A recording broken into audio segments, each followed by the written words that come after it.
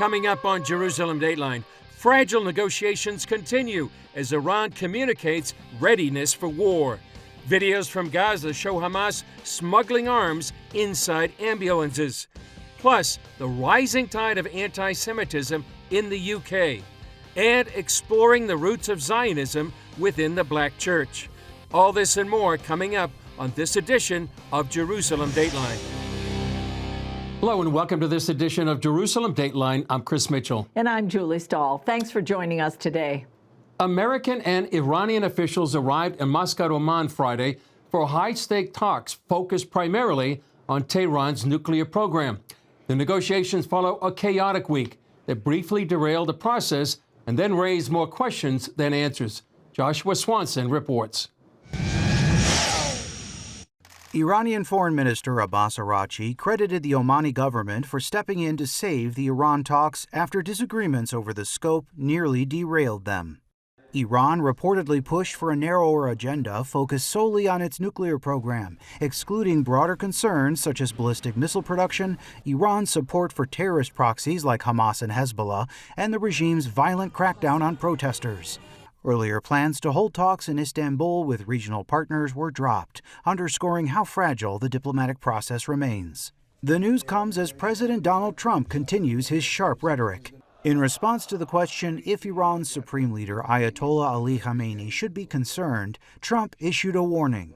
I would say he should be very worried, yeah. Trump also addressed the recent protests in the country, pointing to U.S. attacks against Tehran's nuclear program as a turning point. We've had their back, and look, that country's a mess right now because of us. We went in, we wiped out their nuclear. If we didn't take out that nuclear, we wouldn't have peace in the Middle East because the Arab countries could have never done that. Secretary of State Marco Rubio said the United States does not believe a narrow agreement will work. They will have to include certain things. And that includes the range of their ballistic missiles. That includes their sponsorship of terrorist organizations across the region. That includes the nuclear program, and that includes the treatment of their own people. In Gaza, the Israel Defense Forces released drone footage showing Hamas operatives smuggling weapons into the territory using ambulances. The IDF said the footage exposes Hamas repeatedly using civilian medical vehicles to move arms from a hospital to a school, calling it a clear violation of international law and the ceasefire agreement. Back in Washington, First Lady Melania Trump welcomed former hostages Aviva Siegel and her husband Keith Siegel to the White House. Aviva was hostage for 51 days, captured by Hamas on October 7, 2023, and Keith was captured for 484 days. We set up a meeting in New York. It was an emotional meeting. Aviva presented me with 2 of Keith's books, and when I came home that evening, I gave it to my husband. Keith credited the First Lady and the administration for speaking up on behalf of him and his family during his captivity. I want to start by saying thank you to the First Lady, Melania Trump, and to President Trump. I want to thank you for being a caring, compassionate person and for supporting and helping Aviva.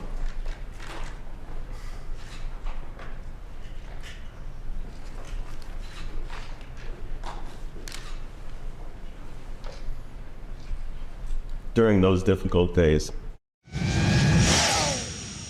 U.S. officials arrived at the negotiation site following the arrival of Iranian Foreign Minister Abbas Araghchi. The talks come after a round of negotiations that at one point envisioned broader regional participation in Turkey, before sharp disagreements forced a temporary cancellation on Wednesday. According to reports citing Iranian and Arab officials, Tehran ultimately agreed to return to the table after, as one source put it, everyone had given an inch.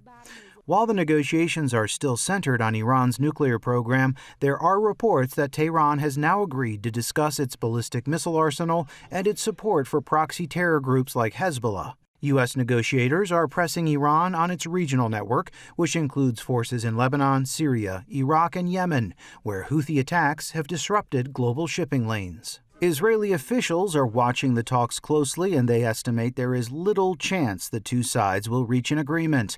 Ahead of the negotiations, Prime Minister Benjamin Netanyahu convened an emergency meeting of Israel's security cabinet. Speaking at the National Prayer Breakfast in Washington, President Donald Trump framed the talks as the result of U.S. military pressure. Ask Iran. They're negotiating now. They don't want us to hit them. You know, we have a big fleet going over to Iran. Meanwhile, Iran has continued its saber-rattling. Iranian media claimed the regime has deployed missiles in their underground facilities, boasting it could reach Israel in 10 minutes. The Iranian military spokesman warned that a conflict would encompass the entire geography of the region, describing Iranian plans for missile barrages and cyber attacks against the United States and its allies. U.S. Treasury Secretary Scott Bessent told lawmakers the Iranian leadership appears to be signaling a lack of confidence, saying top officials are already moving money out of the country in anticipation of what may come next. The good news, Senator, is that we have seen, and we can see it with our fencing, we have seen the Iranian leadership wiring money out of the country like crazy. So the rats are leaving the ship, and that is a good sign that they know the end may be near. As Iran and the United States pursue high-stakes diplomacy abroad, political tensions in Israel remain centered on unanswered questions from the Hamas sneak attacks on October 7th. Prime Minister Benjamin Netanyahu has submitted his formal response to the state's investigation into the failures surrounding the terror attack. He released the 55-page document and blamed Israel's High Court for an unusually timed intervention that halted the review of what happened. The move highlights how the fallout from October 7th continues to shape Israel's political and security debate. But for now, the focus is on Iran and whether or not the talks will lead to an agreement, or if more warfare is still to come. Joshua Swanson, CBN News, Jerusalem. Julie, how do you think Israelis are reacting to all this on again, off again? This has gone on for weeks. You know, there was an anticipation maybe there would be a military attack almost imminently when the protests were at their height. Yeah. Now, all of a sudden, you know, there's a war, there's negotiations. How are Israelis dealing with this? You know, I mean, it's what you said. It's on again, off again. And people are going on with their daily lives. You have to. But, you know, I know personally, like the evening news on Wednesday, or it was canceled. That was it, you know. And then and so it was like, well, on the weekend we're going to get an attack, and then by the time you get up the next morning, the talks are going to be held in Oman, and everything's fine. So, and it's not fine. And I think Israelis are also very, very leery of this whole talking thing. They're really hoping that President Trump isn't getting snafu'd or something. Right. Yeah. You know, I mean, for Israelis, okay, the nuclear issue is one thing, but what about Hamas? What about Hezbollah? What about all these rockets and attacks, you know, terror attacks? Yeah, sure. So it's a big deal. Yeah. So what do you think the negotiators, Chris, are they missing something? Well, they might be, and I can't say for sure because I'm not in the direct conversations they have, but are they failing to recognize that Iran is a theocracy and that they're not thinking in a Western mindset? They're not thinking that maybe, well, if we give up this, then we'll change our ways. Well, their ways are pretty well set in terms of the Ayatollah and the ruling regime. This is a regime that believes in an apocalyptic version of the end times, and that they can precede the arrival of the Islamic Mahdi by, you know, fomenting chaos in the world. So maybe that's one thing they don't recognize. And I think the other thing they may not recognize, Julie, is the fact that this is not like going to an Iowa summer fair. This is the Middle East Bazaar. Yeah. And the Iranians are master negotiators at delaying, at stalling, at changing things. And so we hope that they're not, above the water, so to speak. Yeah. And so what do you think about Hudna in terms of that? Because that's another Islamic concept, and that has to deal with what's going on right now in Gaza. Well, that's for sure. You know, it's something that Mohammed started back in 628, I think it was. And, you know, he made a deal until he could get his strength back. That's right. And then squash the enemy. And you know, that, I think that is something that's, it's a tactic. It's an Islamic tactic. It's known, and I think people shouldn't think that it's not that way. You know, Hamas itself, they said, oh, we didn't say we were going to disarm. We didn't say, come on, you did. Yeah. And they seem to continue to change the goalposts and continue to change what they said or what they didn't say. Yeah. And, you know, if they're planning to keep on ruling down there, that's not going to go well with Israel. That's right. And I think the bottom line for many people that are watching and listening is that they need to be praying for what's happening in Oman and the Middle East. Absolutely. Britain's Jewish population faces increasingly dangerous anti-Semitism and discrimination. That has led to talk in Washington of granting British Jews asylum in the United States.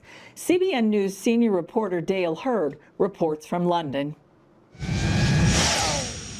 Jewish businesses under siege by mobs. Jews attacked in the streets and forced to meet in secret or under tight security. This isn't Nazi Germany. It only reminds some people of Nazi Germany. It's Great Britain, once a safe haven for Jews, and not anymore. When it was announced a few weeks ago that the White House might offer asylum to British Jews, some thought it was a silly idea. The leader of Britain's campaign against anti-Semitism, Gideon Falter, does not. There was a time when that would have seemed very far-fetched, but we are now living in a time when British Jews are extremely worried about their future. Shop for kosher food in London and you might see these fake price tags activists are putting on products, saying your purchase helps support genocide. Walk down the street looking Jewish, and if you're not attacked like this man, you might have to walk past one of these billboards condemning the Zionist occupation.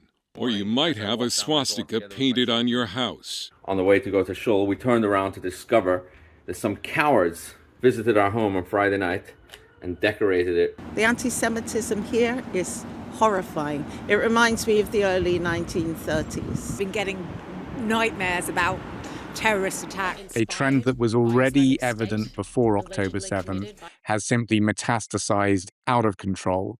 We have rampant Islamist and leftist extremism in the UK, and perhaps more worrying still, we have authorities which are failing to do anything about it, or if they are acting, it's only acting to appease the extremists. Falter says the British government has not cracked down on dangerous terrorist groups that are operating in the United Kingdom. The Islamic Revolutionary Guard Corps of Iran, the Muslim Brotherhood, the Houthis. I mean, this is the kind of craziness that Britain has subjected its citizens to. The United Arab Emirates, itself a Muslim kingdom, believes British colleges are now so infiltrated by the Muslim Brotherhood that it will no longer pay for its students who attend universities here, fearing it could radicalize them. When Jewish college student Tali Smuss began her freshman year at King's College in London, she logged on to a group for her English major, and the discussion was about educating Zionists. As the only Jewish person on my course, I asked them why they thought the Zionists need education, and they started like a whole tirade against me, like, is there a Zionist on this group chat? And then they decided to threaten me. They decided to say that if I dare to interrupt the lecture again, they should pick me up and band together and carry me out. And when she took the matter to a college official, she tells me, maybe you should try to understand why they're treating you this way. Gaza, Gaza, make us proud! Put those lions in the ground! British kids who are going to be our next leaders are being radicalized into a way of thinking that is so fundamentally un-British that it is just unrecognizable. And it is dangerous. Yael Cohen Rothschild, a Sephardic Jew studying at Cardiff Metropolitan University in Wales, found blood smeared on her door and on an Israeli flag. In a second incident, someone wrote Yuda, German for Jew, on her door. We're telling me, hide your Magen David, take down your mezuzah, like nothing will happen if you don't make it obvious that you're Jewish. Like even now I'm coordinating with my university to have someone escort me on and off campus, because that's literally how unsafe I felt. Yael is considering moving to Israel. We asked Jewish journalist David Collier, who receives regular death threats because he writes about anti-Semitism, if he would seek asylum in the U.S. if it was offered. Where's my suitcase? I'll be honest. I mean, I would imagine that if it was serious, I would imagine there will be a lot of takers. Very few British Jews now believe the situation here will improve. 2/3 have said they don't believe they have a future in Britain. And now their options are to either deal with the danger they face or leave. It's becoming much harder to believe in a future where I and my family will be safe. Neither of my children will be here in 10 years' time. I can tell you that straight off, and we'll be gone as well. After the Manchester synagogue attack last year, Prime Minister Keir Starmer promised to do whatever it takes to crack down on anti-Semitism. However, polling shows very few British Jews think the government is doing enough, and most here fear it's only a matter of time before the next terror attack against Jews. Thankfully, we live in an era where there is one place that any Jew in the world can go to, which is Israel. Anti-Semitism is also rising in the U.S. However, Falter believes at least some British Jews would consider asylum in the United States if it was offered. Dale Hurd, CBN News, London. Welcome back to Jerusalem Dateline. Julie, when I read Dale's story and saw that, it's really shocking. When I first heard that they were actually going to have the U.S. provide asylum to British Jews, who would have thought that could actually happen? I know, and I think what really baffles me is why the government isn't doing anything, why people aren't standing up against this. That is not freedom. You're not free to incite hatred to somebody and call for their murder and vandalize their property and assault them. That's not freedom. That's criminal. Yeah, the encroachment of Islam in England and the UK is really alarming to many people. I think people should realize that if this is coming against the Jewish people, the Saturday people, does this mean that the Sunday people will be next? Christians. It does. I mean, it's always that way because this isn't just an assault on the Jewish people. I've said it before. It's an assault on God and those who love Him. And this is not normal. This is not. It's gonna. Oh, we only want this much. They want everything. That's the goal. Is to take over the world with Islam. Yeah. I talked recently to Dr. Mordecai Kadar, our good friend and an Islamic expert. And from an Islamic point of view, he was explaining that Islam, superseded Christianity, and Christianity superseded Judaism. So they believe that both of these religions, Christianity and Judaism, are really null and void in their point of view. I know. Well, I mean, we've interviewed people like over by the gate, Nablus Gate, and one man told us, well, even Jesus prayed at Al-Aqsa Mosque. Well, it wasn't there then. He didn't pray there. That was the temple at the time. Yeah. So in their mind, though, they did. They predated everything. Yeah. And recently, I was in the UK and meeting with many British people, brothers and sisters, and they're very, very concerned. They're actually preparing for places that can actually protect the Jewish people in times of trouble. That's very good because, we saw that in World War II. There were people that saved the Jews and people who turned them over. Yeah, so, how do you think people can pray right now? I think really to pray that people wake up, especially Christians maybe, and really pray. If the Jewish people need to leave, they would come to Israel or consider coming to Israel. I think just really that people's eyes would be opened. And, this isn't against Muslims. This is for their good. Yeah, sure. They just don't know it. Yeah, and many people believe this is a test for the church, that they will stand with the Jewish people, unlike many in the church that didn't stand with them just before World War II. That's right. Yep. The Shalva National Center in Jerusalem provides transformative care and inclusion programs for individuals with disabilities. Founded in 1990 by Kalman and Malki Samuels, Shalva grew from their own journey raising their son Yossi, who was blind and deaf. Now their personal experience has grown into a nationwide mission. Among those who received Shalva's therapy was Katya, who fled the war in Ukraine with her daughter Solomia, who has severe cerebral palsy. With no resources, the family didn't know what to do until CBN Israel stepped in. With the support of both Shalva and CBN Israel, Solomia is making progress that once seemed impossible, learning to crawl, to play, and to communicate with her family. We couldn't afford physiotherapy. Now we need to get new leg braces for our daughter because she is growing out of the braces we got her over a year ago. CBN is covering these costs. They paid for the therapies, they help us with food. I really want to thank you for being with us. You've brought us such positive emotions, not only to the children, but especially to me. Our next guest heads an organization committed to standing with Israel and committed to dispelling the myth that the jihadist cause is linked to freedom for Africans or African Americans. Here's our recent conversation.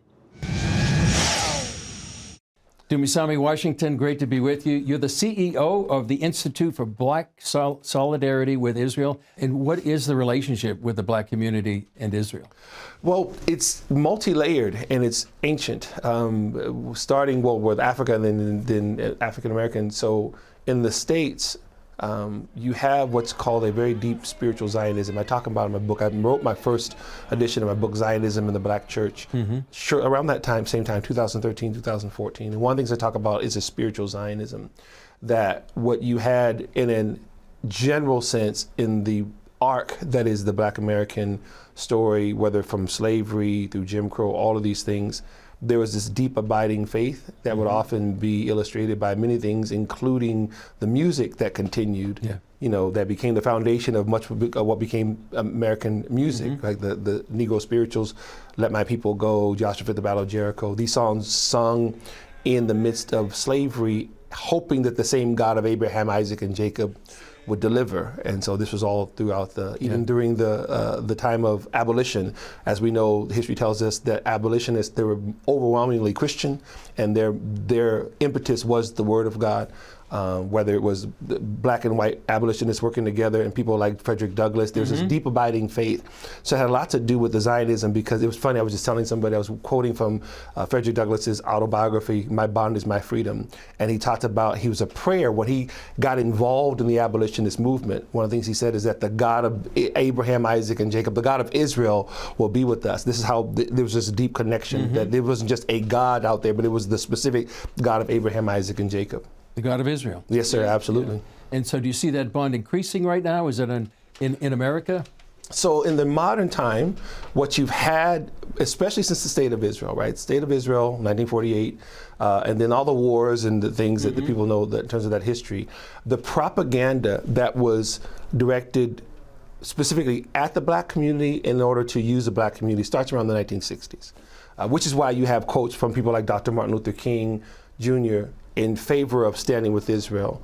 And then it's amazing, he's assassinated in 1968. 1969, Yasser Arafat becomes the chairman of the PLO.